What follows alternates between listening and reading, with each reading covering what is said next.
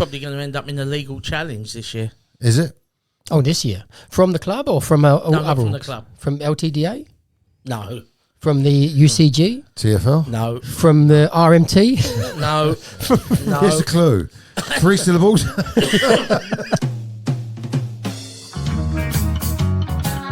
Please like, subscribe, comment, and hit the notification bell for any future videos.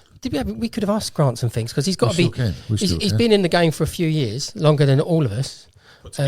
Yeah, no, he's done. I think you're about 5 years before me, Grant, aren't you? What's that? 53, my 57? My first badge was 47. Oh, wow, no, you're a little bit before me. 35 years this year. 35, I'm 27. Yeah, man and boy. And how long have you been leader of the LCDC rock band? The most hated group in the cab show. Well, I've been in it about 31 years, and I've been chairman for the last 15. Yeah. So when I was in it, I was just in it.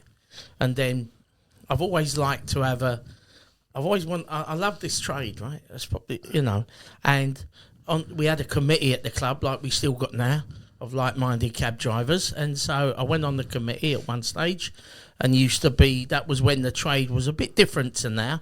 And you'd be a bit more militant in senses that we would go round London sticking posters up on railway arches and doorways, and we would literally be out in the cab early hours of the morning with buckets of paste sticking up bill stickers. Bill stickers, yeah. What did they say, the posters? They was everything, whether it was the carriage office or whatever's, and all our opinions on everything, right? And you drive along a street like Southwark Street, 2 a.m, there'd be lovely big red post boxes facing the road, so we'd be pasting them up. And obviously, the following week, all these posters would appear about the cab trade. Yeah. And it was a bit that's how we used to fly by, Wouldn't that be an offence? It would be offence, yeah. They got to catch you first. But your name's on it. See, when we was talking about all these abstracts, I was going to say none of them apply unless you get caught. It's true. Yeah, yeah. But with that with posters, you could have hired someone to put those up, couldn't you? Publicly hired, or in a legal, obviously in a legal fashion. So if someone did it illegal, and sometimes we didn't posting. put our name on it. We would just make a statement about the cab trade. Okay, then yeah. Because we had the badge. We've always had the badge newspaper. Yes. That goes out. So what was the grounding of starting the LCDC, like the starting of the UCG, the starting of the LTDA being the oldest? Yeah, I think when I got out, the first year I got out, I was in the LTDA. Mm-hmm. Because when you got out, it was sort of the big one, right? And they had the paper that they used to then that was in Great Suffolk Street. There used to be the paper bins there and, Brights and all that. And, of course, you read it. I think it was Harry Fagan. And you'd read it. And I always wanted, because what I can't get my head around, right? Let me just say this straight off the bat, right? What I cannot understand about cab drivers is this. You do the knowledge, 3 years, 4 years, whatever. You go out on that bike in all weathers, the rain, the snow, the sleet, you go to your loved ones, I'll see you later, I'll be back tonight, right? You get home frozen, a numb arse, right? And then if that ain't bad enough, you have to have a bit of a microwave dinner that was in the oven hours ago, and you say, I can't speak, I've got to do these points and stuff like that, right? You get your badge. After that, and the majority of cab drivers go, that's me done, yeah? Mm-hmm. I ain't going to join nothing. I don't care. So you've grafted your arse off to get into this industry, and at the end of the day, there's only 20,000 of us in the whole world. The whole world. And the whole world love London black cabs. Mm-hmm. We're iconic, we're famous. And the majority of drivers, once they get that badge, that's their lot. Yeah. They go, I don't do politics, mate. Yeah, but no, this industry that you're in, because you're a cab driver, bought your ass, sent your kids to uni, give you lovely holidays, yeah? Kept you in a lifestyle that you like. I know it's graft, but what job ain't graft?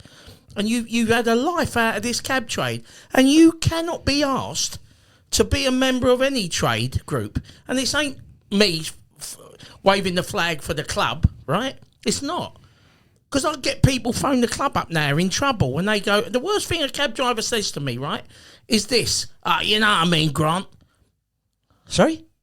I got to let them the carriage up, it's like, or I've been done by the old bill, you know what I mean? I go, yeah, well, don't worry.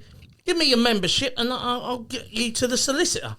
No, well, you know what I mean, Grant? How long have you been out? 15 years. But I've never been in anything. Why is that then? Well, you know what I mean, Grant? You know what it's like? No. I've been in something for 30 years. I don't know what it's like. What is it like? Well, you know, I got every excuse under the sun. And naively, right? I am naive. The fact that I do this job as chairman of the club, right? Drive my family mad. Build up an anti-Grant Davis following on Twitter, which I don't give a two hoots about, right? Is this. I used to think naively that once you've done the knowledge and got your badge, right, everyone would want to protect our industry, right? I cannot believe the amount of drivers who get their badge and don't give a rat's arse about the industry, right? Only want to talk to me when they're in trouble, or they can see some writing on the wall with the cab trade. They've had years out of it, earning a wage, and then go, God, Grant, what's going on? It's bollocks, isn't it? I go, yeah, it is. The fact, because I always used to think that the cab trade would be a bit like in America. You had the Teamsters, right? Yeah. And I still think it now, that we should have only one trade organisation, and every cab driver could be in that. I should agree. Be in that organisation, right? Yeah. Like I said, this ain't an advertising for the club. Far from it, right? I love my members, and the others who don't like it or don't like me or don't want to join, I don't care.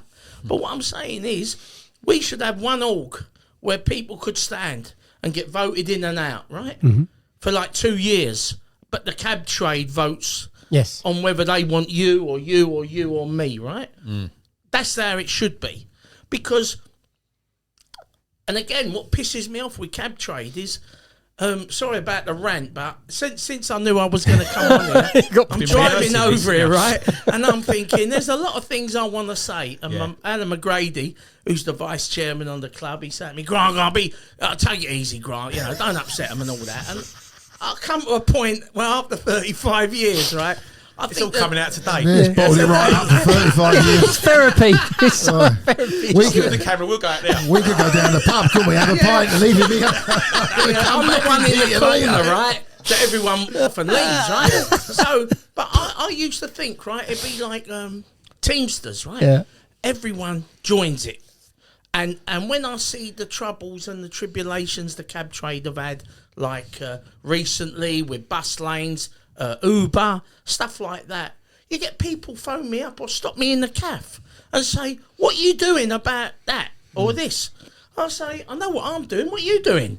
You're not even in nothing, yeah? And like that old saying, no taxation, no representation. If you're not in an org, right, don't moan to me about what the orgs are doing. But do they have the audacity to do that? They do it all the time. And if you look on Twitter, everything that goes wrong, you get the merchants on the Twitter go, you got to go to court, sue them. Why ain't you all suing them? Yeah. Right. Reality is, I'll go into my solicitor in Fleet Street, have a cup of tea, sit down, boom, right, 500 quid an hour. What is it you want, Grant? I want to go against this and this and this, right? It all costs money. And what the drivers don't understand, who are not in anything, right? An org can only be as successful as their membership, right? So if the club or whatever haven't got a big membership, that means they ain't got the money in subscriptions, which means they can't pay a big legal bill. It's so obvious, right? It's so obvious. They want the orgs to do everything while they are not in nothing, right? They want the orgs to sort their life out while they just go work, right? And a point I want to make is like UTAG, right? I was in UTAG. I put my money in, right? But I think, and trust me, when I say this, it's not in any way derogatory to UTAG because I supported it, right? But I think at the height of UTAG, there was about 3,000 drivers subscribing, paying in, right? When you think we got like 20,000 drivers and only 3,000 of them, 4,000 of them, wanted to protect their industry by putting in a couple of £100 a day's work, one day a year. Here's my money, crack on with it, right? The fact that they don't, and the fact that I've given up counting the amount of demonstrations I've been on where drivers are driving round with fares in, right? I don't get involved, right? I mean, the drivers have got a lot to answer for, right? Because there was a saying we had at the club, and it was you can never rely on the drivers, right? You call a demo, half don't turn up. You need to raise some money, they don't put in, but they want you to do it. They expect you to do it, right? You've put yourself in that position, though, Grant. You're there because you've got the passion. I do, but the trouble is, what I'm saying is today, cab drivers need a wake-up call, right? And what I'm saying today is, again, this ain't waving the flag to join me. It's not, right? We got more trade groups now than almost drivers, right? Because when I started, it was like the LTDA and Unite, and then the club, and then Alan Fleming. When Alan Fleming became chairman, that really appealed to me, right? So he's a little bit like me in the sense that I don't like injustice, love the cab trade, it's given me a great life, and I want to put something back, right? Which is the minority of cab drivers, right? If we're honest. And that's what happened. But now we got the club, the LTDA, the GMB, the UCG, you could say Taxi PR are involved now. You got another new one. You got Unite. I think there's about 7 or 8 organisations, right? And that's why I said I really do feel, and have felt all my life, that we should only have one trade group in London. Because, say another trade group says, this is what we're going to do. I might have some members who say, you know what, I like that. I'm going to leave Grant and join Paul, right? But what that does, whoever they go to, whoever Paul's organisation is, they're never going to have sufficient members and funds to really make a difference, right? By leaving the LCDC, our subscriptions drop. So the money you've got to use to do legal challenges falls, and you're never really going to have significant money to do anything worth of any value, yeah? And that's what they don't understand. We're not united enough to have one group. We're never united. It's like, I look on Twitter, and the cab trade's like football. It's like football rivalry, Worse than football. And you get the idiots, the trolls on Twitter that they don't want to put their name to anything. They want to put a football badge as if you've got to be scared of them, right? Mm-hmm. And they're idiots, mate. Absolute. I always say Twitter's a great place for cowards. Yeah. I love this. You need a beta blocker, Grant. I just love this trade, and we got loads of problems, right? And the key thing about this cab trade is there's no unity.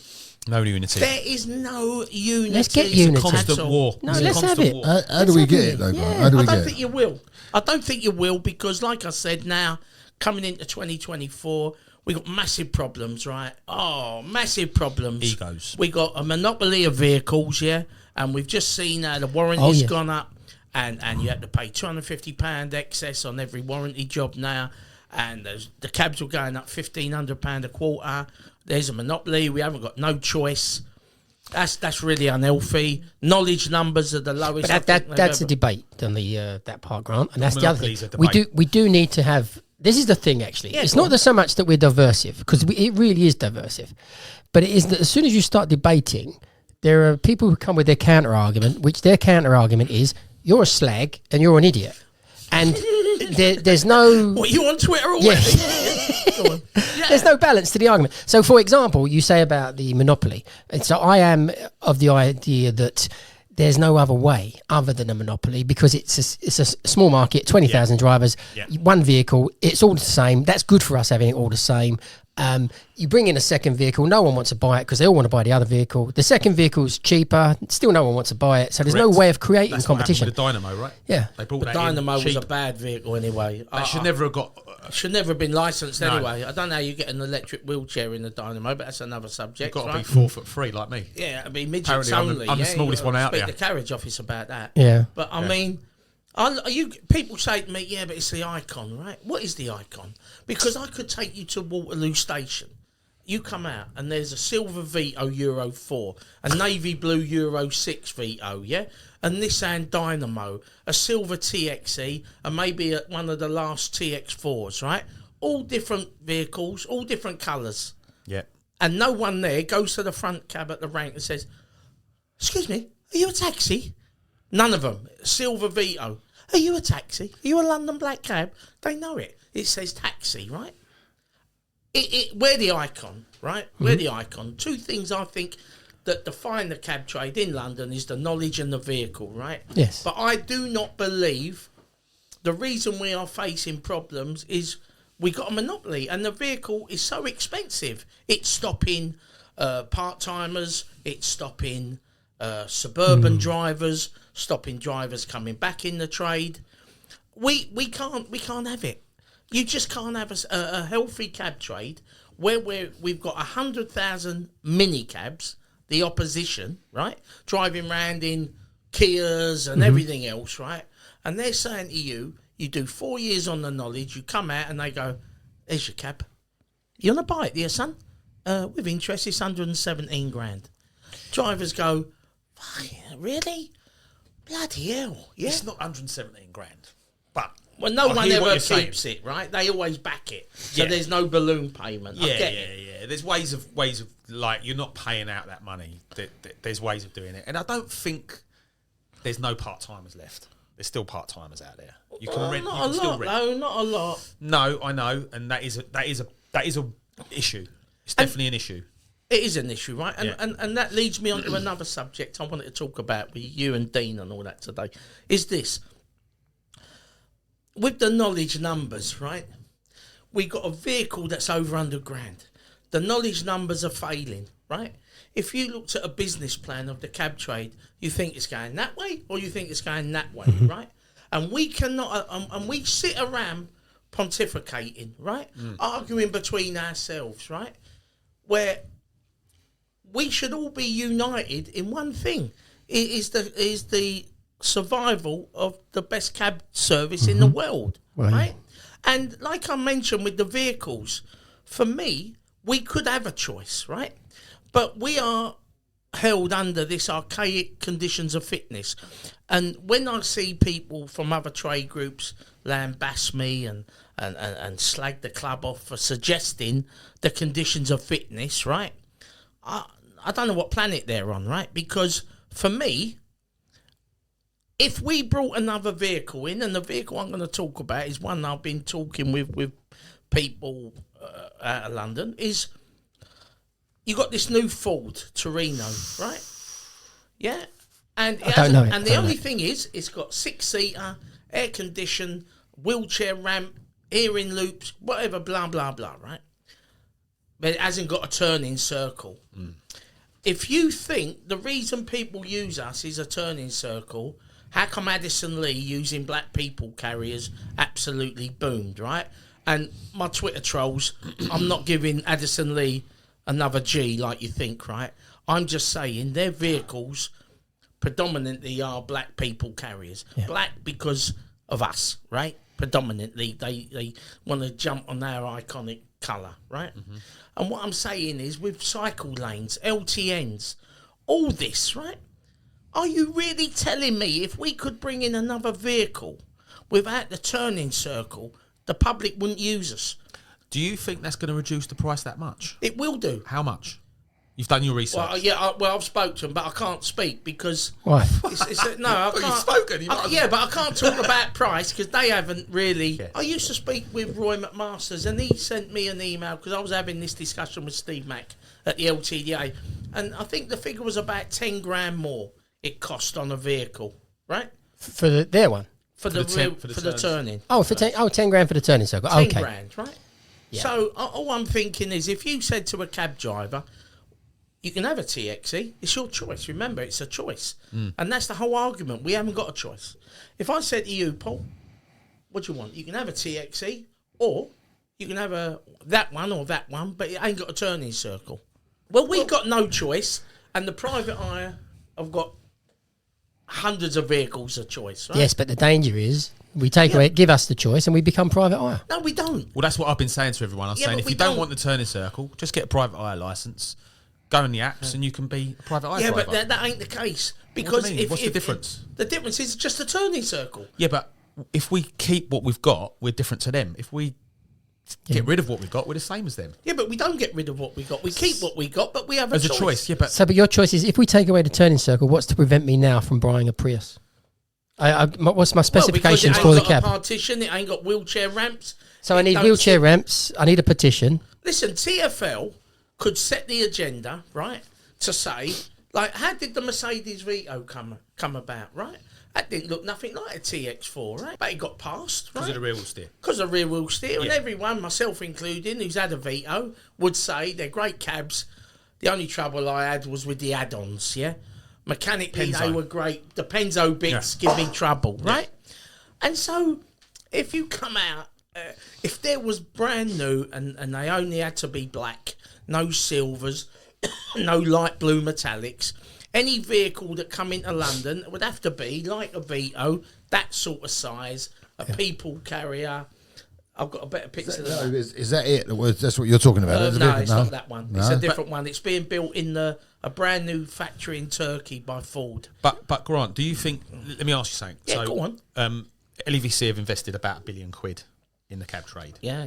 and they're probably not making a profit. They're losing money every They're year. losing money. Right. So then Ford come along with something without a turning circle. So they've obliged to every law, every condition of fitness there is. Yeah.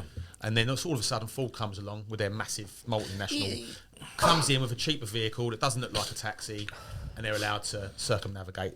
All of a sudden they've changed the law. Is it fair on them?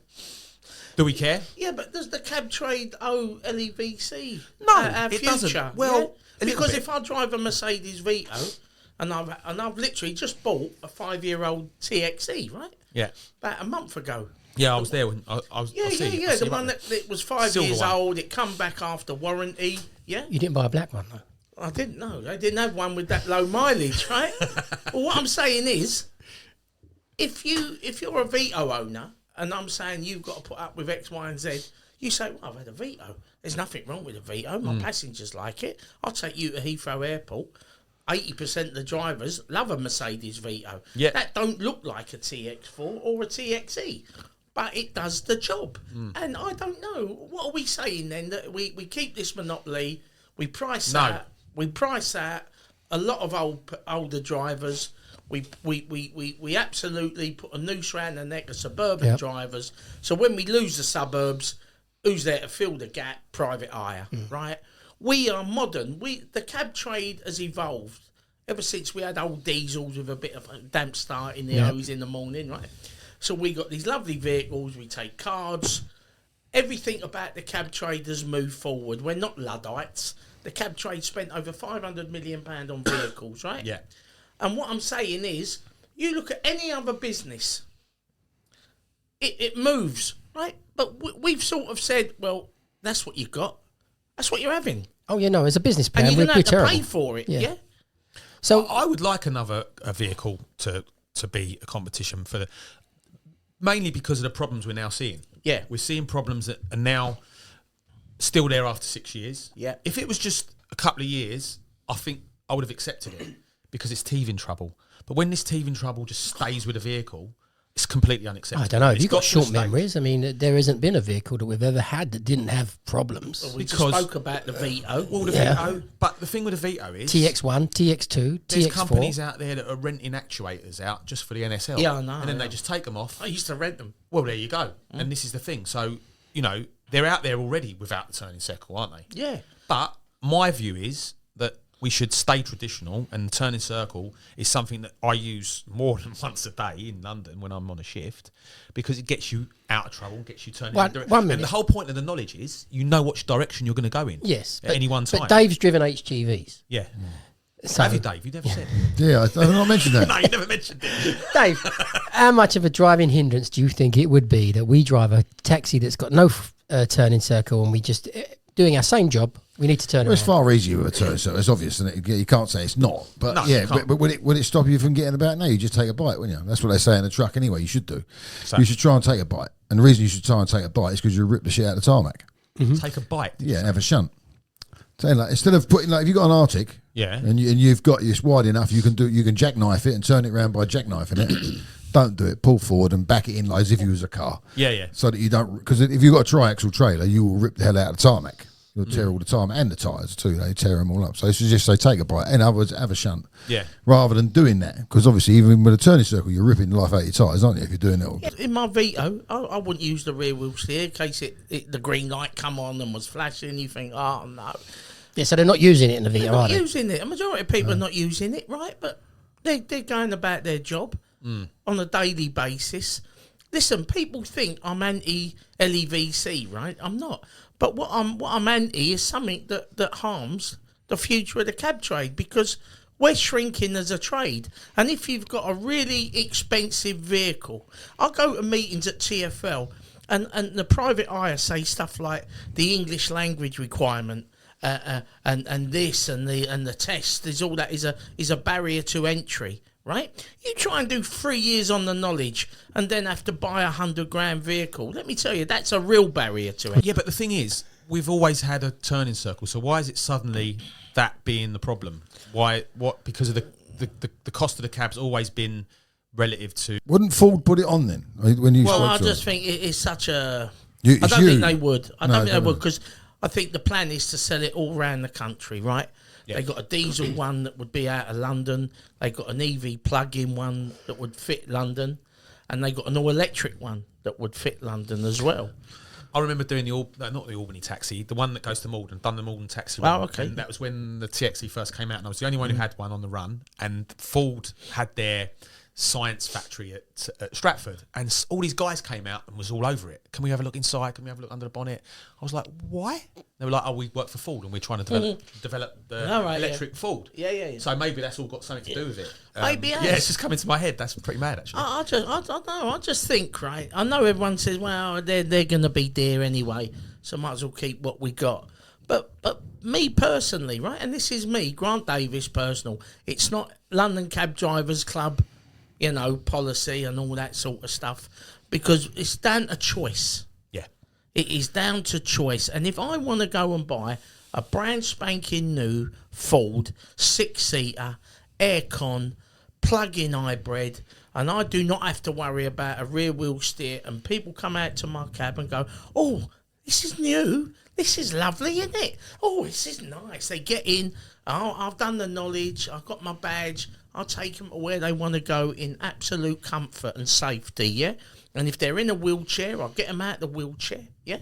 If they're hard of hearing, I've got the hearing loop. If the eyes are not that great, I've got grab handles and patches on the seats. Every part of what a cab gives to the public is still going to be there. How many passengers do you think really come in and say, has this got a turning circle?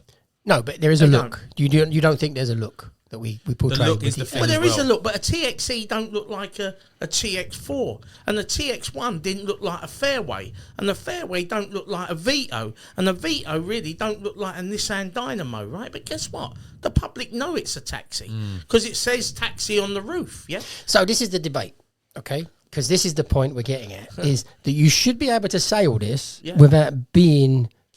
Attacked. Well, yeah, what's the word for it? Yeah, on the list. Yeah, on the list. What I don't like seeing out there is one of these variations with "this is a taxi" written all over. Yeah. I hate seeing that. Was that the Nissan, wasn't it? That had it, and so did the Merc had it, and some of them have still got it on them. Paul, is there any competitor at the moment, or are we down to one taxi? We're down to one taxi, and when the Nissan Dynamo came out eventually after the TXE, I think that most of the people that bought it, they bought it out of spite because they hated LEVC.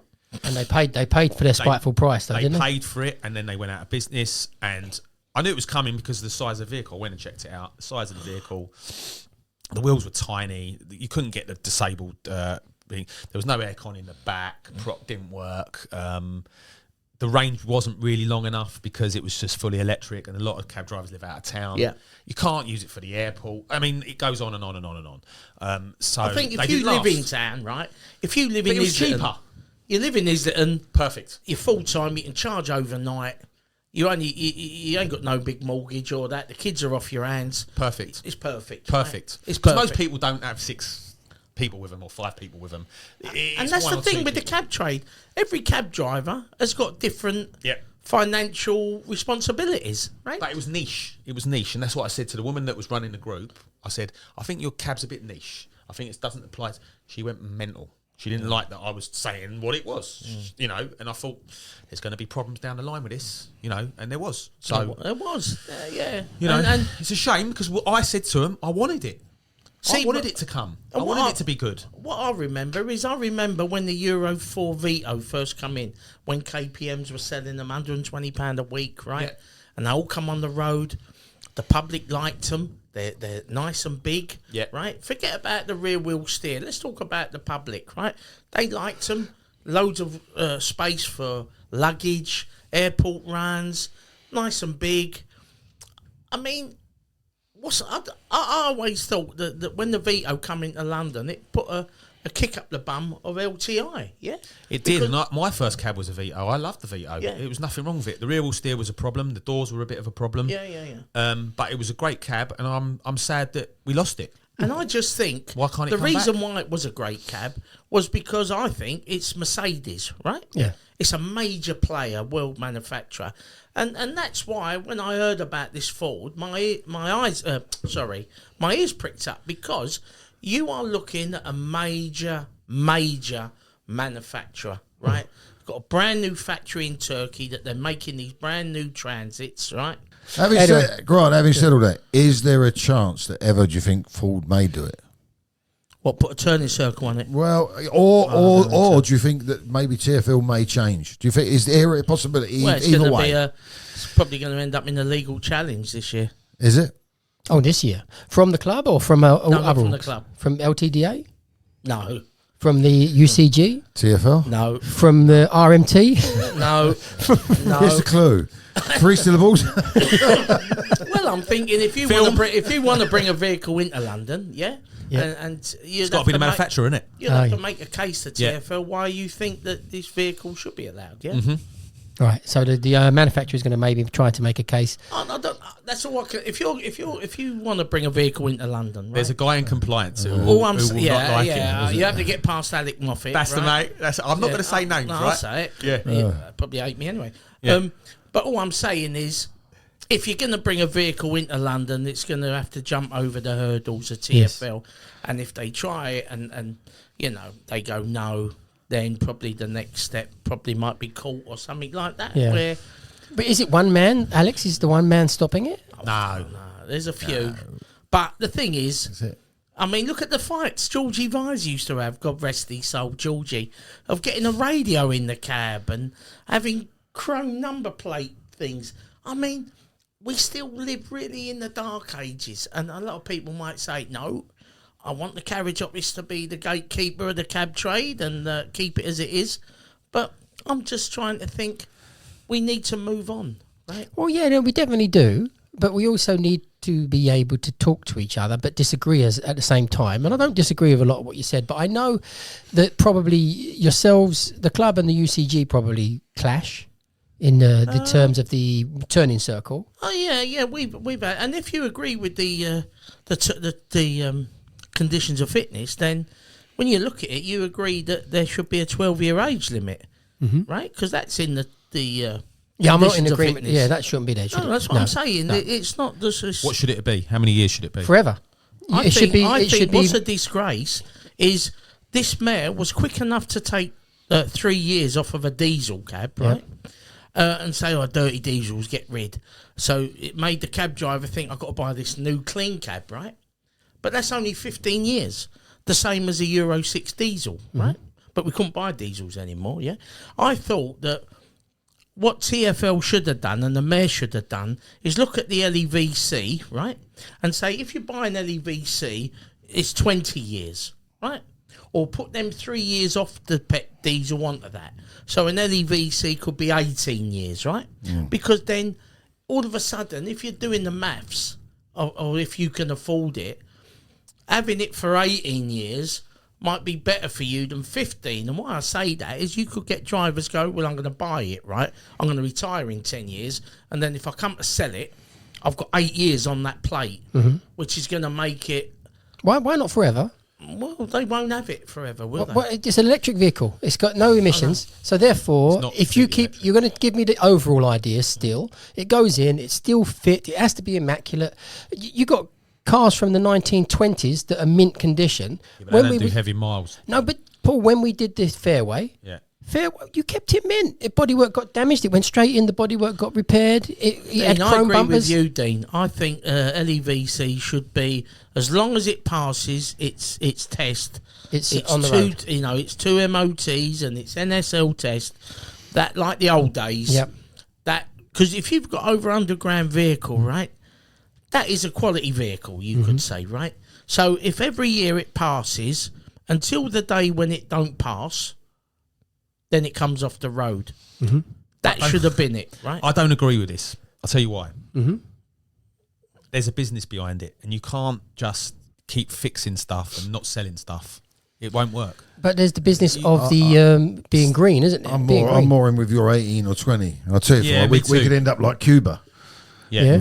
All these old cabs that are really not for Go and look at purpose really Manchester's in the fleet. end. But the 1820, I quite like that. Because they took 3 years off of that end, yes. but they didn't put the 3 years on that end, right? So if they're saying to drivers to encourage to buy this greener, more expensive vehicle, listen, we understand the cost, right? That $7.5 grand loan, not loan, the grant, that could be coming off in a couple of months, right? So if that comes off with interest, the cab would be about 120 grand, right? Correct him, Paul.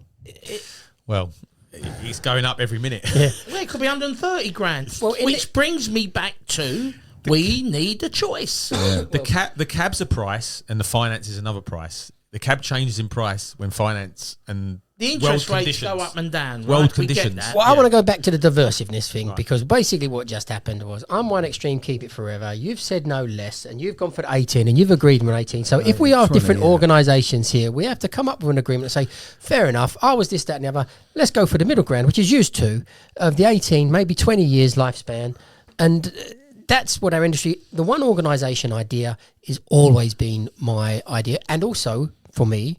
I'm not a left-wing nutcase, but it needs to be compulsory. We're 20,000 people. Being a member. You need to be a compulsory member. They won't because... How about Dean, I know so many cab drivers who the thought of giving me... Why did I say me? The thought of giving... Because you have got the house in Barbados since you've been here. I've got one in Grenada.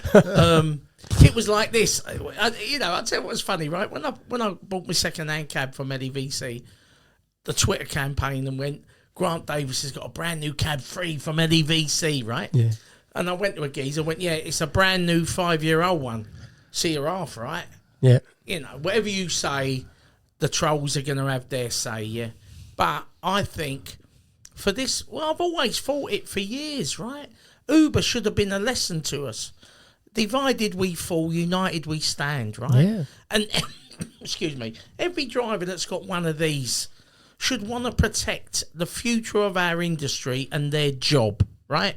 So whether your wife's got a lovely job and you're only part-time, or you're a musher who's come out, you've got a big mortgage, a big cab, and you say, oh, I'm doing 7 days a week, I'm up against it, right? At the end of the day, you want to protect that industry, because if the industry's safe, then garages are safe, because it's a healthy industry. Yeah. We always go from one crisis to another, right? And like I mentioned about UTAG, how come so many cab drivers who earn their wages every day driving a cab didn't want to put in, right? And I remember I went to City Hall once when we was having big arguments about Uber, and I come outside and you get drivers, what Grant, what do you think, mate? And I said, every cab driver should be in an organisation, yeah? Mm-hmm. And even if you paid, say there was 20,000 and you was putting in 200 a year, right? 1 day's work a year, you put that in. What's that? 4 million a year, right? So when people start saying you need to go court about that, look at Uber, they're on the telly, they got lobbyists, right? The reason people cab trade don't go to court over everything, it's because of money. You know, UTAG and the LTDA done the bus lanes, they still owe shed loads of money, right? The bills have not been paid yet. So that's massive, right, for the trade. And the reason the cab trade seems to be all mouth and trousers is because the drivers, who are the trade, want everyone to do it without giving you a dinar. The majority want the minority to do it all for them. And that would be okay if they said, yeah, I'm in the an imaginary group, the London taxi trade group, right? And everyone put in it, right? And they would be right to say to me, Grant or Trevor or Steve, what are you doing about this? And you had this organisation that was really democratic. People got voted in and voted out, right? That sends a few shakes down the backs of people. But you get voted in, voted out, and every cab driver's in it. Every cab driver's a member. And then if something like when Uber was here, we could have got lobbyists. We could have paid for big lobbying companies, yeah? Advertising campaigns, right? Who's against this? The majority of cab drivers. Yeah. Because the majority of cab drivers are in nothing, yeah? The problem we've got... And I sit in the cafe having me dinner in the corner, and I get drivers come up with a copy of the badge, and they go to me, you know what you want to do? I've read that badge. You know what you got to do? And I say, you know what you got to do? Do one. Leave me alone, mate, you know. Put some money in. And you go, oh, yeah, no, that's a good idea, you know, because I'm quite affable, right? And I say, I am. I know I might seem like I'm a bit of a knothead. Oh, I'm not. I'm just passionate. That's the difference, right? You all are. That's the thing. I know we all are, but are. We're talking about something that's given me a living for 35 years, right? 3 years on the knowledge. So for nearly 40 years, my life's been driving the cab, the knowledge and all that, right? I put my chin above the parapet to be shot down on a regular basis, right? If I didn't care about the trade, I wouldn't do it. I'd just go work like the majority of cabs and leave it, right? Let everyone get on with everything, right? But again, I believe this cab trade is worth saving, right? I think the drivers have got to look at what they can do, right? Do you think that we're all in it together? Whether or not people say, I'm with this lot, I'm with that lot, we're all cab drivers. We all do the same job, right? We all do the same job, but the problem that I see is we're all self-employed. So when the trains want to go on strike, they all press a button and they all agree to strike. When we want to go on strike, or we want to have a demo, or we want to have a court case, we've got all these arguments and all these different organisations, 100%. and no one wants to toe the line and all this. It's a scam. You know, that's what I hear on the groups that I'm on. It's a scam. Don't give them your money. Yeah. You know, there's more against it than there is for it. Well, and I you remember think to yourself, what's the point? I remember when the RMT come out, we had a demo about Uber, and then the RMT appeared at Trafalgar Square, right? They'd all of a sudden said, we're RMT, we're with Bob Crow. And people went, Bob Crow! Yeah. I love that man. Yeah, he gets all the underground out. I'm gonna leave you and join him, right? But like you said, the underground are employed. Yeah. We're self-employed, right? So when the trains are not running and there's queues at underground stations, right? When Bob Crow says to cab drivers, withdraw your labour, drivers go, yeah, right. It's busy. Yeah, it's busy. And the other thing is, we're the last line. They never ever got that. Yeah. And they never ever got that. And that's what I mean. Yeah. You know, they never see the bigger picture. Yeah. Oh, sorry, Grant. I'm leaving the club. I love Bob Crow, and the RMT's going to close down London and do this and all that. Yeah, it never happened. No, it never happened. Don't you feel like giving up? I do. Well, my wife keeps saying to me, Grant, how many more years are you going to push this elephant up the stairs? Well, yeah. No, I think for you and Trevor, you both need to take beta blockers. You're both too passionate, to be honest. Well, you know, I've got my brother to do. I've got my two brother-in-laws, Tommy and my other brother-in-law, and my brother to be after me. I used to say to them, listen, you're wasting your time doing that job. You've got to do the knowledge, right? It's a great job.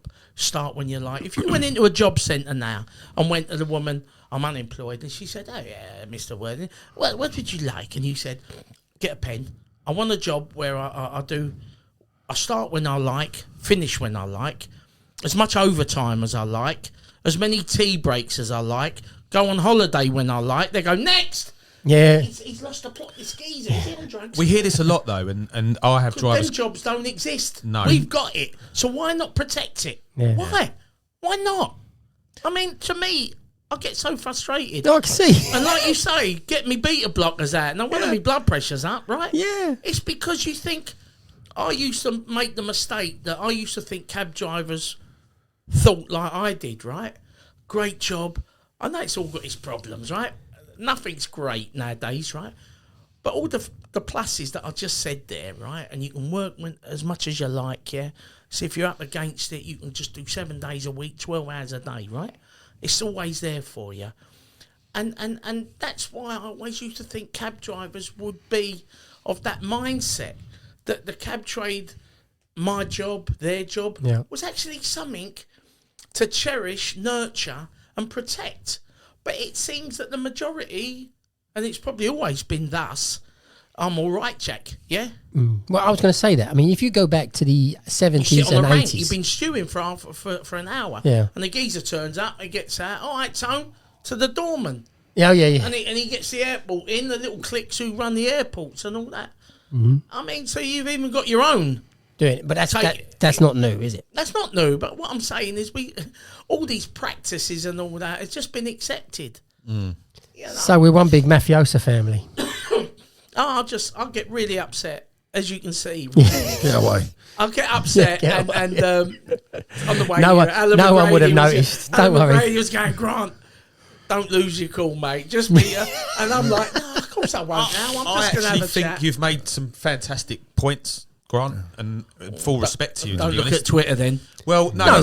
We love Twitter. We've all got our people that attack us on there. And You're on the same like list, all three of you. Yeah, well, I was top list, but and Dean's trying to knock you off it. top of the league, and he's really disappointed. But I'm catching him. Out of us four, I must sit fourth. Yeah, I ain't even on it. You about 6. Don't get above your station, Slag. But something really important what you said was a lot of the people that attack me, you don't know who they are. No, they don't want to put their name. They'll hide behind the name Mick the Cabbie, or but maybe that's why James, we shouldn't care. James this or whatever, and they'll have their little badge on there or someone else's face, and you know you might think I might know that person. That person might know a bit more about me than I thought. Do you know what I mean? But yeah, they're cowards because when people attack me, right? If I'm on Twitter, it's me. I've got to the stage now where I don't engage it. I used to, right? Because I used to think they'd make accusations about the club, the trade, you know, us being useless. And I used to feel I needed to defend it. Yeah. And say, no, mate, you got it wrong. This is this, that is that, and that is why we are where we are. But they don't want to hear it. They don't want. So in the end, I'll just go, well, you're not worthy of my time anymore because you're not in probably no org, right? Bitter man. And you can take it out on someone else, not me. And I'll just block, because I know what I'm doing. That's your beta blocker. Listen, I know what I'm doing. Twitter I blocker. can look in the mirror every day when I have a shave and know that everything I'm doing with the club and my members, who I do it for, really, is the best of my ability, right? And that's it. The main thing that I get attacked for is this numbers thing, yeah, which we both agree on. What numbers? Getting the numbers up on the knowledge. Oh, without numbers on the knowledge, there's no drivers. With no drivers, there's no hiring of cabs. There's no selling of cabs, and when eventually there's no cabs. But they feel like I don't have to worry about a real no members. No members. Yeah, but I don't. To me, members is nothing, right? Because I when I do stuff at the club, I get a thing called stand down, right? I think for a whole day it probably works out 40 quid, right? Cab drivers do one job in the cab and they take 40 quid, right? But the same people on Twitter will go, but that Grant Davis, I bet all them geezers in the club are having a right killing. You know what I mean? And that's the mindset. We don't all talk out the side of our mouth, Grant. They all say, you do. What's he on? What's he on, right? And that's sort of the mindset of the majority of drivers. And like the knowledge thing, right? With the club, the club attended the knowledge seminar up at City Hall, right?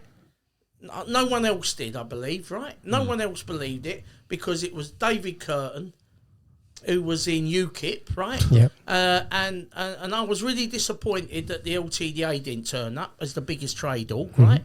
TFL wouldn't turn up because they were UKIP, right? Whatever politics has got to do with the future of the cab trade, I don't know, right?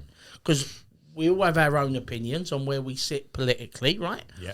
So we went to the knowledge thing, big seminar. Was you there, Dean? had a big chat about everything to do with the trade, and we was flagging up then there's a problem, Dean, you know that. Yeah, I did a whole piece on it. And Danny Scarf represents the club at meetings with the knowledge. I've had a lot of chats with him on Twitter. He went to the to TFL meetings where they said, "Oh, we've got about 4,500 or something on the 6,500." I got the figures on my phone. I spoke to him before I come in, and Danny Scarf was saying to TFL, Jackie Smith, her name, "You're joking me, yeah?" She said, "No, we've got 4,500 on the blue book." He said, "That cannot be. They must be people on the blue book from 10 years ago." "No, we have got X amount, right?" So we badgered TFL to contact every knowledge student on their books, right?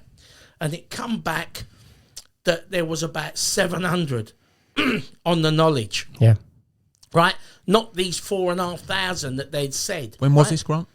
Last year or the year before. I've got it all on my phone. Danny Scarf, he'd tell you on Twitter. Yeah, right? I know Danny, yeah.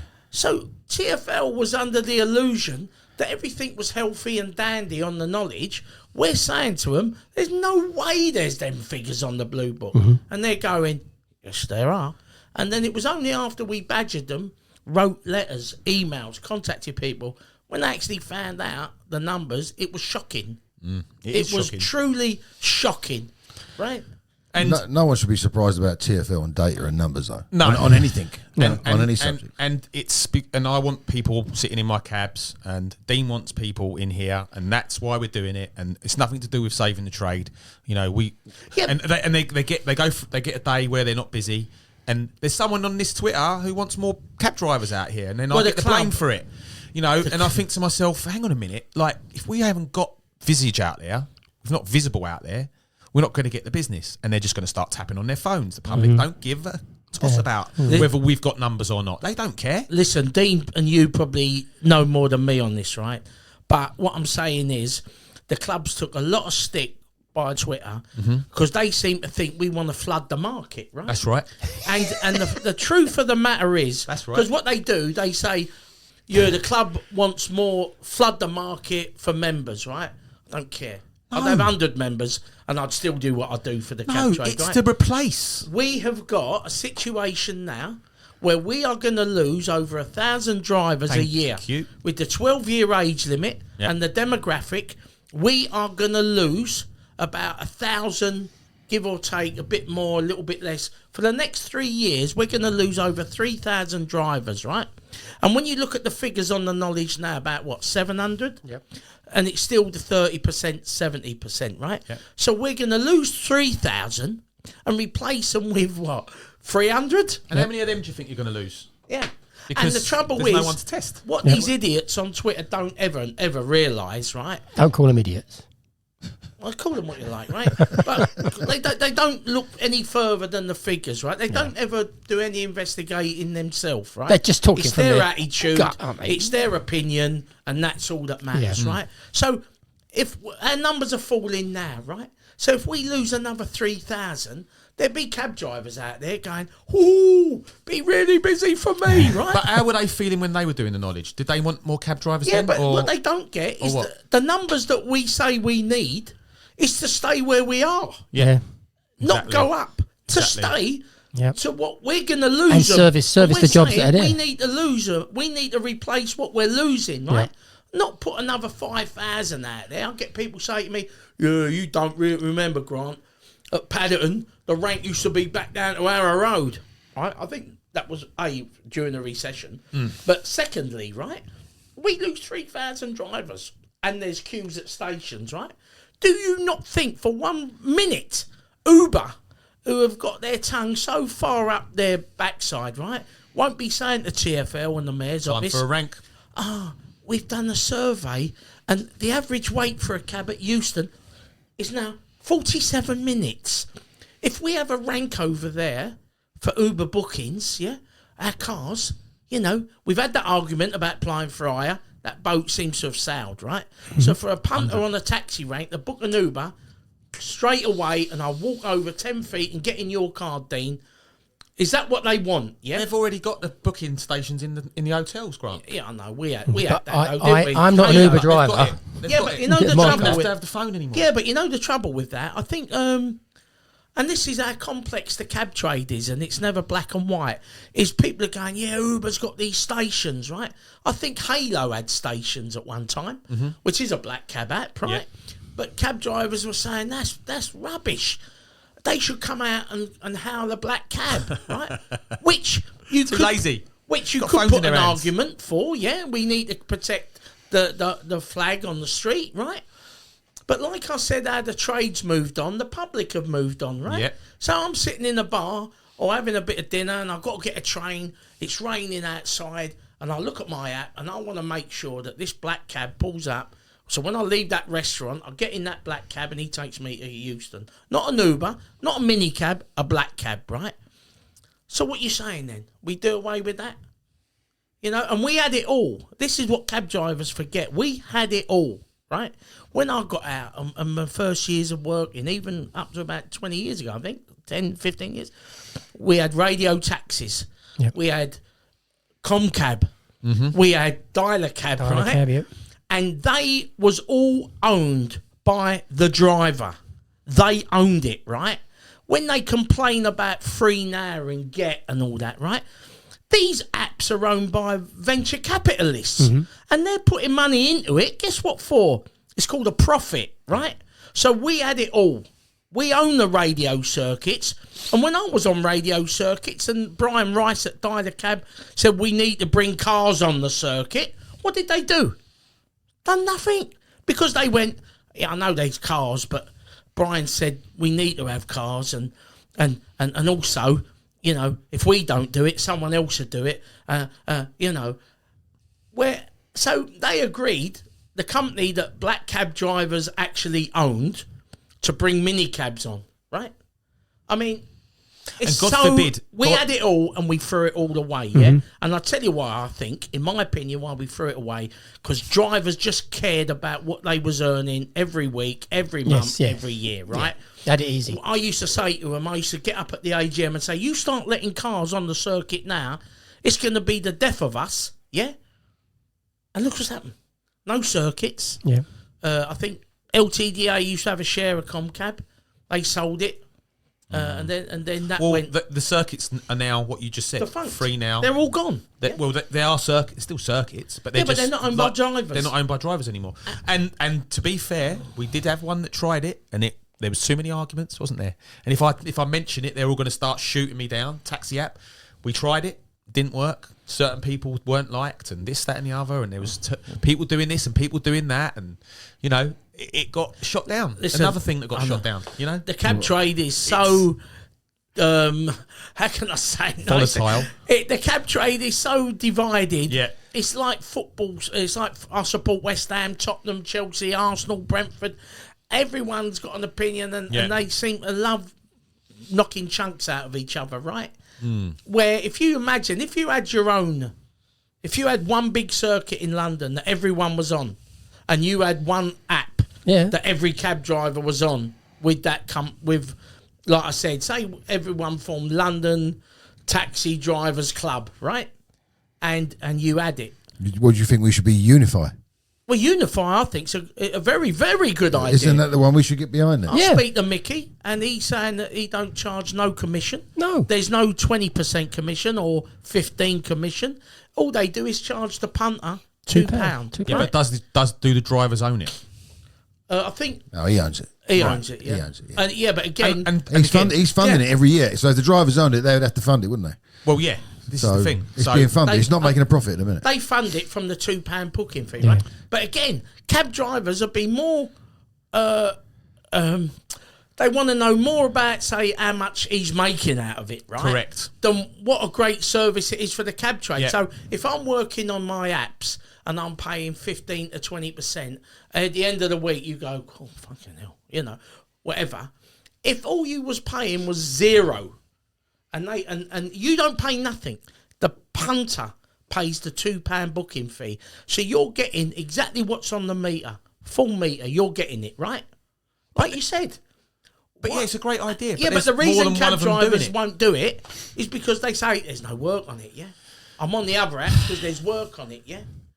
Again, they won't say, you know what, it's a great idea. Let's all join it and let's maybe, I had a driver in the office the other day say if everyone was on it and was talking to the passengers that they had and said you should be downloading and everything, you think of how much you earn in a year on the apps and how much your 20% comes to. Put yourself in the punter's position. But they don't. Yeah. Put yourself in the punter's position that sits in a cab every day and listens to a driver selling them a new app every week.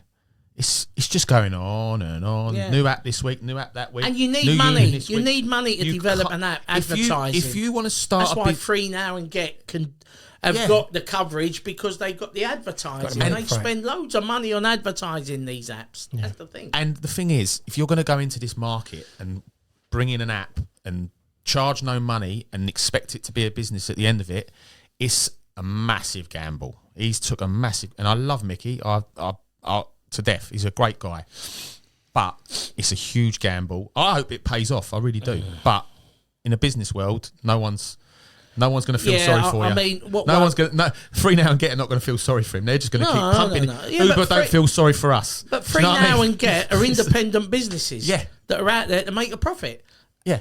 And every driver should know that. But right? to come in and bring an app and say I don't want profit, I just want to do it for the trade is a bit of a kamikaze idea, because at the end of the day, you've got to survive. You've got to survive. You've just got to survive. Let me just say something here, because this is the crux of the whole issue. Yeah. We need to have one trade organisation. We need to have one app. Every driver needs to be in the organisation and on the one app, and everything else will follow regardless. People will know that there's only one app in London. That's the one you use. You get rid of it all. And all we need to do is just all do it. But people like Grant can't pull their finger out. They're too bloody lazy. Yeah, exactly. He's only done 35 years. Instead of going to bed at midnight, I'll go to bed at 2 in the morning, do them 2 hours development and that. How about if you had, like you've got now, like the, however many, 5, 6, 7 orgs. How about if you had one central org, a bit like, say, UTAG, where you all had one member on it. Yeah. And we was all a member of that and your own. Yes. Do you understand? So there is a central body where it goes to a vote and you have an agreement. Sorry, that's a great idea. And to be honest, that was one of the things I supported UTAG, but that was one of the things that I didn't really sort of agree with from the off, is that it seemed to be just controlled by a couple of people, right? And I just thought for it to be called United Trade Group, right? Should have been everyone. We should have been sitting around the table every month or whatever, me, Steve, Trevor, Jim, all the recognised trade groups, right? And a couple of other interested parties, and say, right, look, this is the situation. We're going to go court with that or not, and debate it. Right? Yes, like you do in a parliament. You debate it, whether it's got value, because there was things that happened that the club said we don't believe that's going to work. We're not in, and got dog abuse on Twitter, and guess what? It didn't go through, right? Yes, but knowing that it doesn't work isn't a reason to not be in. No, it's not. So the consensus. No, Dean. If I'm asking my members sub money, my members who go to work in the cab and give me subs and say, Grant, this is your money to do the best for the cab trade, I can't say, it ain't going to work, but, I'm going to make this gesture. But then, Grant, someone believed it would work. I won't take the piss out of my members like that, yeah? That's why we got a committee, because we sit and we debate about stuff, right? And my members trust me and my committee to make the right decisions. And we've never made a wrong decision. And I'm not saying it with an head like that. I'm not. I'm just saying on this thing that drivers are going to watch, the club has never made a wrong call, ever. Yeah, we've been vilified for it, but we've never made a wrong call. We're putting forward an idea between us. The 4 different ideas coming up. Now, 2 of you think it's the wrong idea, but 2 of you think it's the right idea. But you think you've got another idea and your 2 ideas are different. So at some stage, you have to decide one of these ideas has to be put into play. Now, you back out with all your members because you're not in part of that because you don't think it will work. The other person thinks, yes, it probably will work. At some stage, you have to say, well, we're all in this together. And I don't think we wasn't to win it together. That's what I'm saying. The decisions were being made by a couple of individuals, nothing to do with the club. Yeah. Although they didn't want an input, they just wanted money. Yeah, and so like I understand. If we all sat round the table, we could debate it and put the reasons why we thought that wouldn't fly. Yeah, and they read it, give it to their lawyers who might look at it and go, you know what? Yeah. You could have one vote for every org or every club or whatever, and one person on that committee to have a central committee. There's so many risks to driving. Listen, if there was half a dozen of you around the table and they had a vote and 4 or 2 or 5 was for it, then you would abide by the rules, right? Yes. Yeah. And you would say, yeah, I don't agree, but there's our check, right? But until you get, like I said, no taxation, no representation, right? If you don't have a voice in it. Well, maybe we people should watch this and say, look, get together, let's have a meeting with everybody and talk about something like this. I tell you what, the trouble is, I think if we're not careful, the cab trade can start slipping and slipping and slipping, right? I don't think there's an appetite, unfortunately, for one big trade org, right? It's a shame, but I don't think there would be. What was the birth of LCDC? What did you come out the fire of? It was the Metrocab Club. It was drivers who owned a Metrocab who was getting short-shifted. I love them. Yeah, the worst cab ever invented. TfL. So he's still doing it. He's still promoting these other cabs. And they done it. Yeah, that's a weird one, but that's quite true. Yeah. And that's how it all developed. Yeah, they took it. So up, it and truly is a drivers who club owned- that became an It organisation. used to be called the Metrocab Club because drivers who had bought a Metrocab who was having issues and problems, they joined to have a voice. Yeah, and it just developed from there. And then we started doing, like, they was really big. Tony Casey was doing things like outside nightclubs, with the touts, highlighting it, parking caravans outside nightclubs, and just to raise it up a bit, right? Because a lot of cab drivers are in the trade group because they go, I'm only in it for legal cover, right? That's the biggest thing you hear, right? Yeah. But I think we got more issues than just having legal cover and saying, that's it, I don't know. You know what I mean?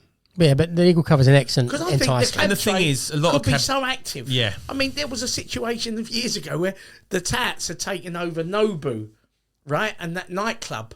And used to they'd be having the pictures of the doorman on the front of trade papers going like idiot and all that.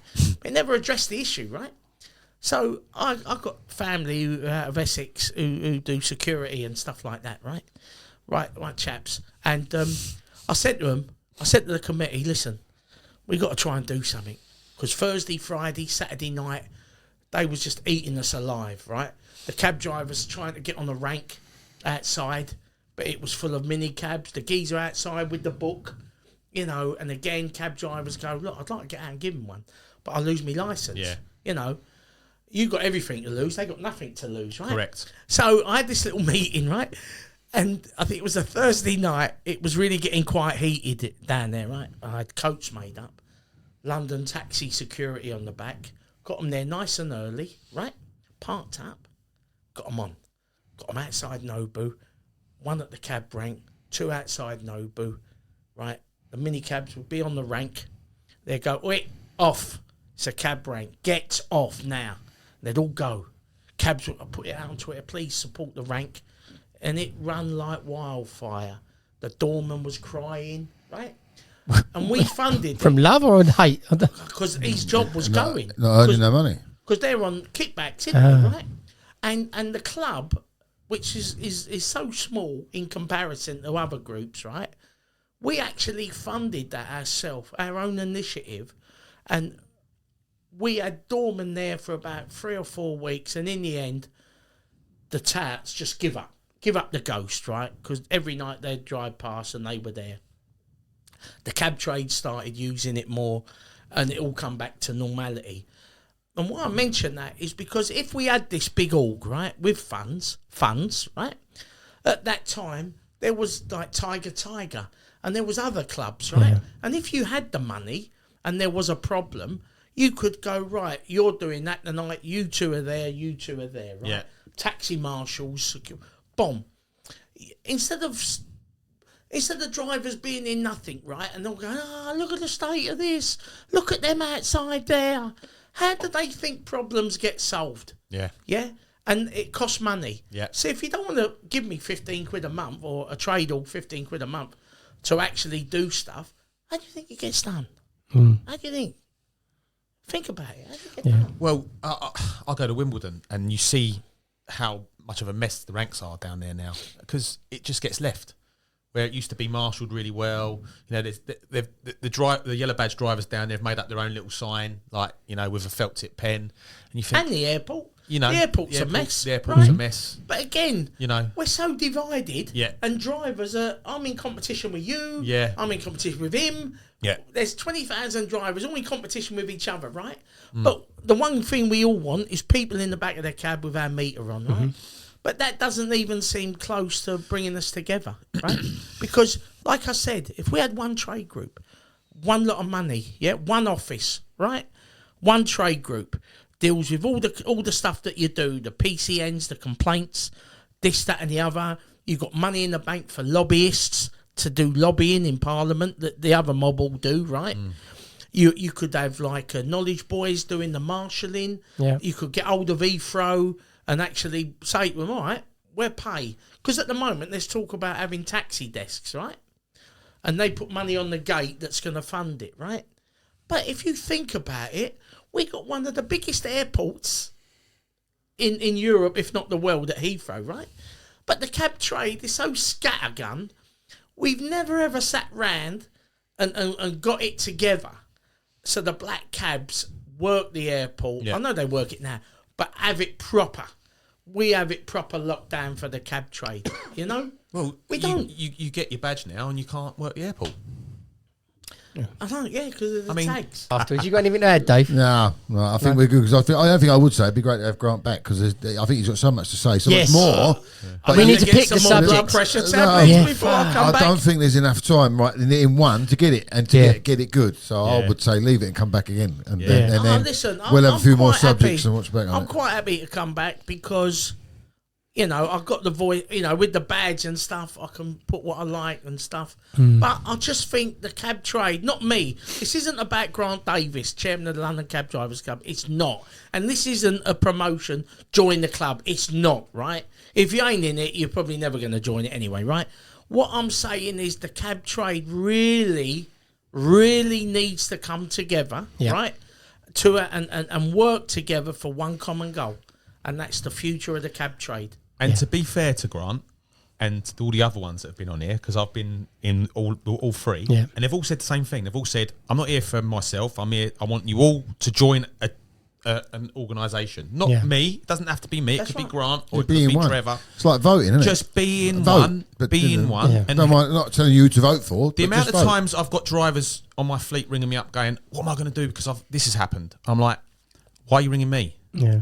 Not that I can't help you, because I want to help you, but are you with Grant or Trevor or Steve? And the funny thing is, right, with garages, right, cab drivers rent a cab. Garrity?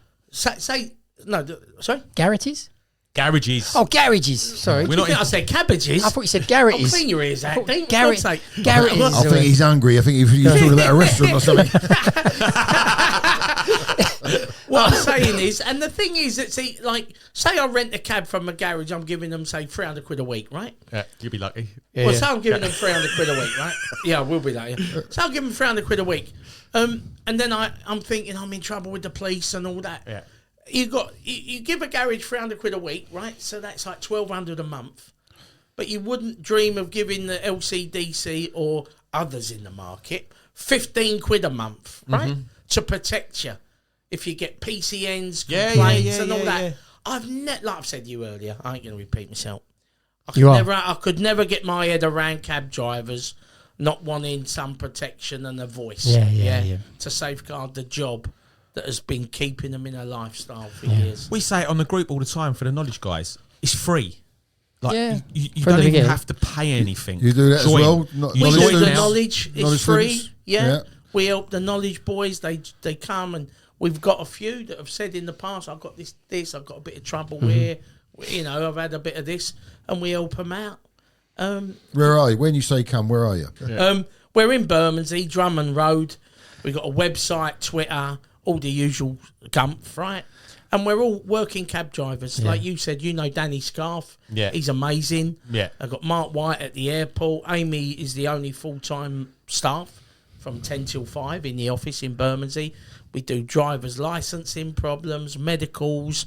We got Heather Rawlinson who does the PCNs. you know, Mickey Walker, who does the treasurer, used to be an economics guy at university.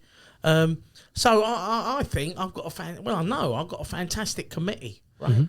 And every one of us is full-time cab drivers who just want the trade to survive and prosper. And so it will. That is it. There's no hidden agenda. I could earn much more money if I just drove a cab, right? But it's in me now. Yeah. I can't. I'll probably.